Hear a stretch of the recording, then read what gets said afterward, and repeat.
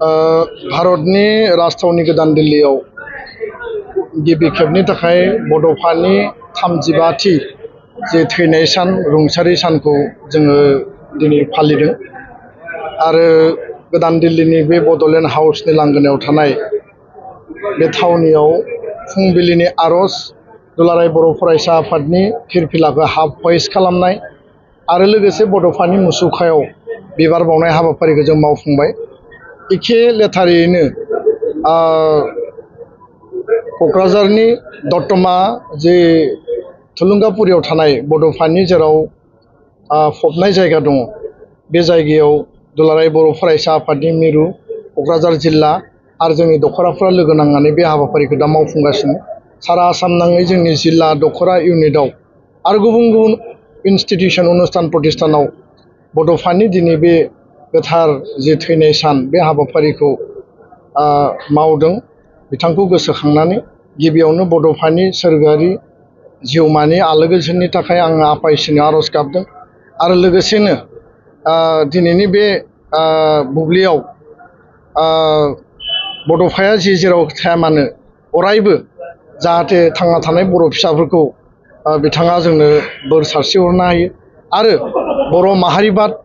बर' हारि आरो बर' हारिनि जे गेरेमसा माहारि दानायनि जे बिथांनि आदर्श आरो सिमां बेखौ जों मोगथाङाव जाफुंहोनो हानायनि हाबा मावलांनायाव जाहाथे बिथाङा जोंखौ अरायबो बोर सारस्रियो आं बेखौनो आफा इसोरनियाव आरज गाबदों। दिनै मोनसे मोजां सम आरो मोनसे गौरब आत्ममर्यादा आत्मसन्माननि बर' हारिनि सिनायथि बड'फानि जे रिकगनिशनखौ नेशनेल इन्टारनेशनेल लाबोनो हानायनि मोनसे गोग्गानायनि दिनै सान होननानै जोङो थारैनो बुंनांगोन आरो बे जारिमिनारि सानाव बड'फा उपेन्द्रनाथ ब्रह्मखौ भारतनि बे राजथावनि गोदान दिल्लीयाव आसामनि नैथि महान सुबुं हिसाबै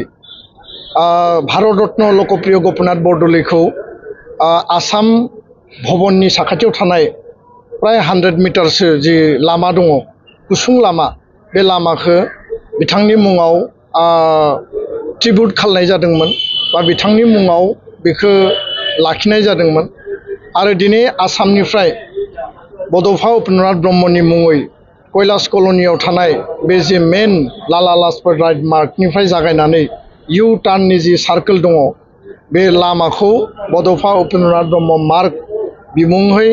आरो बे सार्कोलाव बड'फानि गोथार मुसुखाखौ दिनै भारतनि नखर मन्थ्रि अमित शाह बिथाङा 4 बाजियाव फैनानै बिथाङा बेखेवगोन आरो बिथांनि गोथार आखाइजों बेखेवनायनि गेजेरजों दिल्ली आरो भारतनि सुबुंफोरनो बड'फानि मुङै बे लामाखौ मान बावगोन बा सन्मान होगोन। दा बेयो जोंनि थाखाय गिदिर देरहासारनाय। दुलाराय बर' फरायसा आफादा थांनाय 6 डिसेम्बर 2024 मायथाइयाव जोङो पार्लियामेन्ट हाउसआव थांनानै अमित शाह बिथां नखर मन्थ्रिनो जों मेम'रेन्डाम होदोंमोन। मेम'रेन्डामनि आधाराव दुलाराय बर' फरायसा आफादनि 52थि बोसोरसालियाव जथुम्मा दतमायाव थांनानै बिथाङा 16 मार्च 2025 आव घोषणा होदोंमोन गोदान दिल्लीयाव बड'फानि मुङै मुसुखा जागोन, गोदान दिल्लीयाव बड'फानि मुङै लामानि बिमुं होनाय जागोन आरो बिथाङा खोथा होनाय बायदि खामानि मावदों आरो जों मिथिगौ बिथाङा माने जि बुङो बेखौनो मावफुङो। सासे एक्सन ओरिएन्टेड देशनि महान सासे नखर मन्थ्रि आरो दिनैनि बे सानाव आङो भारतनि गाहाय मन्थ्रि नरेन्द्र मदि बिथांखौ धन्यबाद बावो, भारतनि नखर मन्थ्रि अमित शाह बिथांखौ आं धन्यबाद बावो। बिथांमोना बर' हारिखौ आरो बड'फाखौ 140 कौटि देशनि माने मुलुगनि बयनिख्रुइबो लार्जेस्ट डेम'क्रेटिक कान्ट्रि आरो जेराव 140 क्र'र थानाय बे देशआव बर' हारिखौ मर्यादा होनाय, बड'फाखौ मर्यादा होनाय, आसामनि नैथि महान बेक्ति हिसाबै बड'फाखौ मर्यादा होनाय